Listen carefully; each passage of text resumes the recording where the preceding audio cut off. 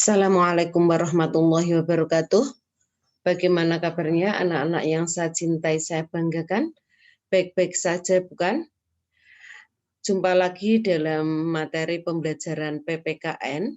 Sebelum memulai, marilah kita membaca basmalah bersama. Bismillahirrahmanirrahim. Untuk kali ini kita akan mempelajari bab 5, yaitu harmoni dalam keberagaman masyarakat Indonesia. Adapun tujuan pembelajaran kali ini adalah mensyukuri dan memahami makna keberagaman masyarakat Indonesia dalam bidang sosial, budaya, ekonomi, dan gender dalam bingkai Bhinneka Tunggal Ika. Indonesia merupakan sebuah negara yang sangat luas, terbentang dari Sabang sampai Merauke yang terdiri dari 17.000 lebih pulau di seluruh Indonesia. Berdasarkan letak geografisnya, Indonesia merupakan sebuah negara yang berada di jalur lalu lintas perdagangan internasional, yakni benua Asia dan benua Australia, dan juga di antara dua samudra, yaitu Samudra Indonesia dan Samudra Pasifik. Dengan kondisi yang demikian itu, maka kekayaan Indonesia sangat banyak, sangat berlimpah ruah. Demikian juga dengan sumber daya manusianya yang sangat berlimpah. Banyak sekali warga negara Indonesia dari berbagai ragam yang kita miliki, dari bahasa, suku bangsa, agama, ras maupun golongan. Keberagaman masyarakat Indonesia. Pada kali ini kita akan membahas tentang keberagaman yang menjadikan negara Indonesia bersatu, yang menjadikan negara Indonesia unggul dari negara lain. Keberagaman dapat diartikan berbeda atau bermacam-macam. Harmoni dalam keberagaman masyarakat Indonesia dapat diartikan suatu keselarasan atau keserasian dalam perbedaan di dalam masyarakat Indonesia. Masyarakat Indonesia terdiri dari berbagai golongan, suku, etnis atau suku bangsa, ras, agama, dan budaya. Mereka hidup tersebar di berbagai wilayah Indonesia. Coba kamu amati di sekitar tempat tinggalmu atau di rumahmu.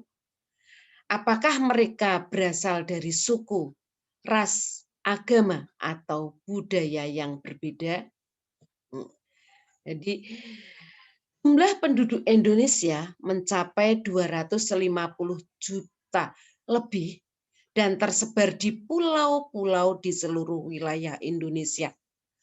Wilayah yang ditempati memiliki kondisi geografis yang berbeda dan bervariasi pula. Misalnya ada yang bertempat tinggal di daerah pedesaan dan ada yang tinggal di daerah perkotaan. Ya, jadi beraneka ragam tadi, ya toh, dari berbagai macam keanekaragaman itu bisa menjadikan Indonesia atau masyarakat Indonesia hidup harmonis atau harmoni atau selaras. Jadi dalam bingkai Bhinneka Tunggal Ika. Jadi berbeda-beda tetapi tetap satu. Jadi meskipun masyarakat Indonesia hidup di pedesaan maupun hidup di perkotaan.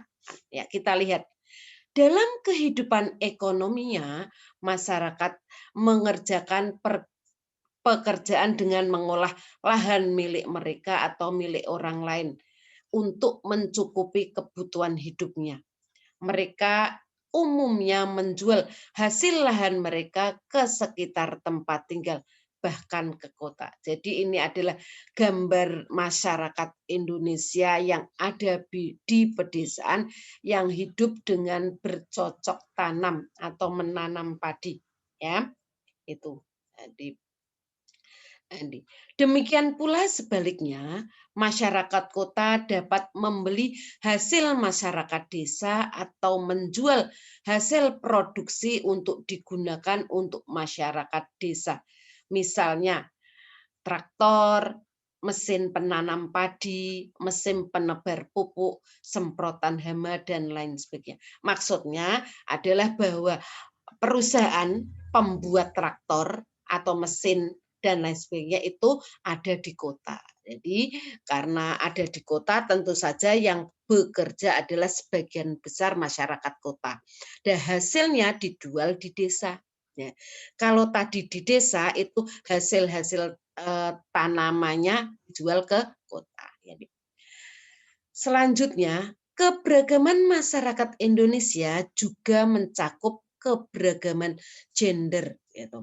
Gender itu yang berhubungan dengan perilaku. Ya, kita lihat dulu. Menurut WHO atau World Health Organization itu memberikan batasan gender. Gender yaitu seperangkat peran atau perilaku, kegiatan, dan atribut yang dianggap layak bagi laki-laki dan perempuan yang dikonstruksi dalam sosial dalam suatu masyarakat. Ya, saya ulangi lagi bahwa gender adalah seperangkat peran, perilaku, kegiatan, dan atribut yang dianggap layak bagi laki-laki dan perempuan yang dikonstruksi secara sosial dalam suatu masyarakat. Jadi gender di sini tentu saja tidak berkaitan dengan organ reproduksi. Jadi misalnya kalau perempuan itu mengandung, itu bukan gender. Yang gender dimaksud di sini adalah perilaku atau kegiatannya. Jadi kalau laki-laki bekerja di kantor, perempuan juga bisa bekerja di kantor. Laki-laki menjadi pilot, perempuan juga bisa menjadi pilot. Laki-laki menjadi menteri, perempuan juga menjadi menteri. Laki-laki menjadi gubernur, perempuan juga menjadi gubernur. Sama ketika perempuan mencuci, laki-laki juga banyak yang bisa mencuci. Perempuan itu memasak, laki-laki juga banyak yang menjadi chef. Bahkan chef internasional itu banyak yang laki-laki. Itu yang namanya gender, kesetaraan gender. Selanjutnya adalah keberagaman di Indonesia tadi ya, baik sosial, budaya, ekonomi, dan gender itu membawa pengaruh kepada kebudayaan masyarakat setempat. Jadi tingkatan sosial itu berbeda-beda, ada yang menjadi guru, ada yang menjadi ustadz, ada yang menjadi DPR, ada yang menjadi menteri, ada yang menjadi gubernur, kemudian ada yang menjadi pengusaha. Kalau tingkatan ekonomi, ada yang ekonominya lemah, orang miskin, ada yang menengah, ada yang kaya, dan lain sebagainya. Itu semua membawa pengaruh pada kebudayaan masyarakat setempat, sehingga menimbulkan berbagai macam masalah maupun akibat yang timbul dalam masyarakat tersebut. Ya. Kita lihat itu tali yang ditarik ke sana kemari, gitu. Itu menandakan permasalahan. Yang satu ingin menarik ke kanan, yang satu ingin menarik ke kiri. Jadi berbagai macam permasalahan akan timbul. Gitu. Jika tidak ditanggapi secara bijak dan positif, maka adanya keberagaman bangsa dan budaya itu akan bertambah negatif atau berdampak negatif, seperti timbulnya pertentangan antar budaya dan munculnya konflik antar budaya.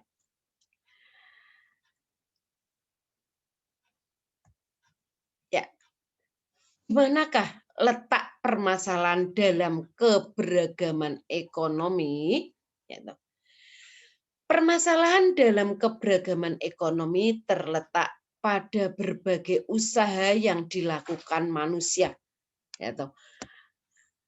tiap daerah. Saya ulangi, permasalahan dalam keberagaman ekonomi terletak pada berbagai usaha yang dilakukan manusia tiap daerah untuk memenuhi kebutuhan tersebut. Yaitu, maka nanti ada namanya pendapatan asli daerah Semarang misalnya atau Jawa Tengah, ada pendapatan asli daerah Papua, itu berbeda, itu menimbulkan berbagai macam masalah.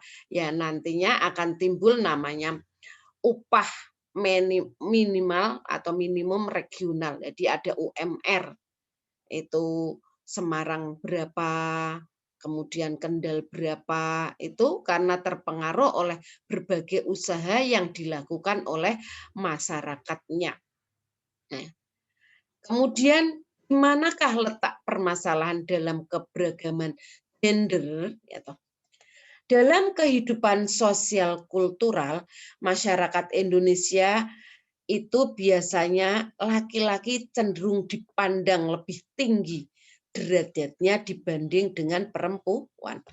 Hal tersebut merupakan dampak pandangan masyarakat sehingga dapat menghambat kegiatan dan perkembangan pola keikutsertaan perempuan. Jadi atau pola pikir perempuan juga, gitu.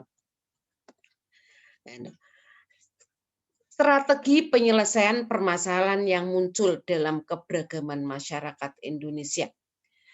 Keberagaman yang ada di Indonesia sering menimbulkan konflik dapat menimbulkan berbagai macam konflik.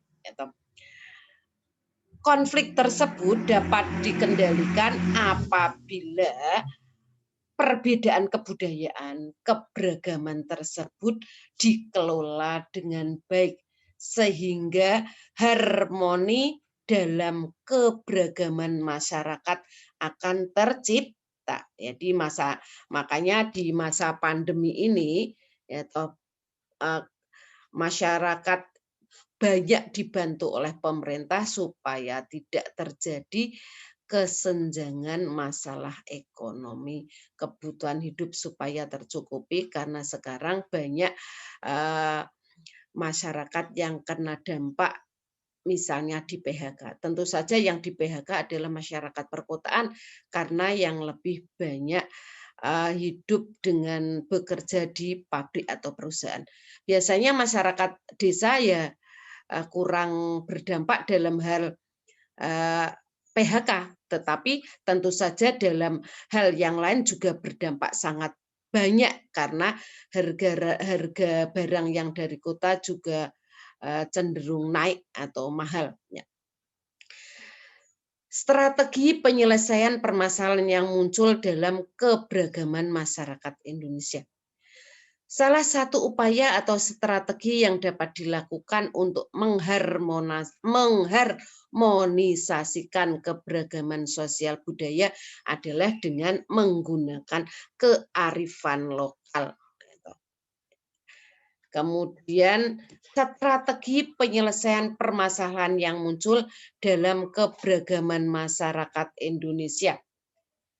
Pemerataan pembangunan yang dilakukan oleh pemerintah merupakan salah satu strategi penyelesaian permasalahan keberagaman ekonomi. Ya, tadi di daerah banyak dibangun perusahaan, kemudian ada lagi banyak pasar-pasar dibangun, kemudian ada lagi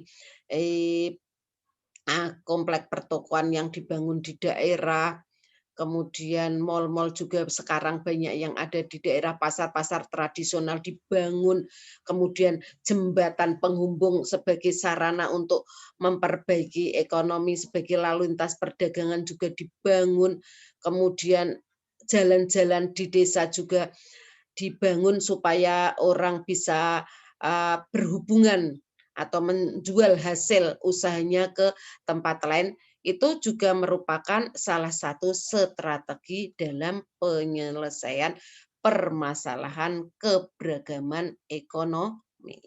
Demikian yang bisa saya sampaikan. Jadi pada intinya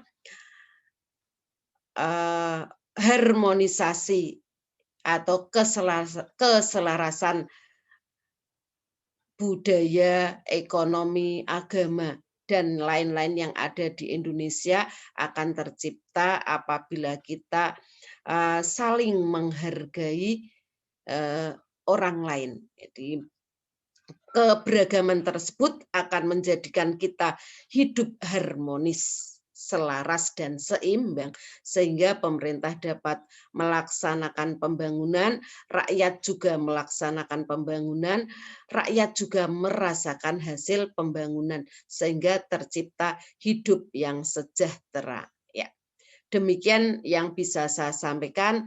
Akhirnya wallahul muwaffiq ila aqwamit thoriq. Wassalamualaikum warahmatullahi wabarakatuh.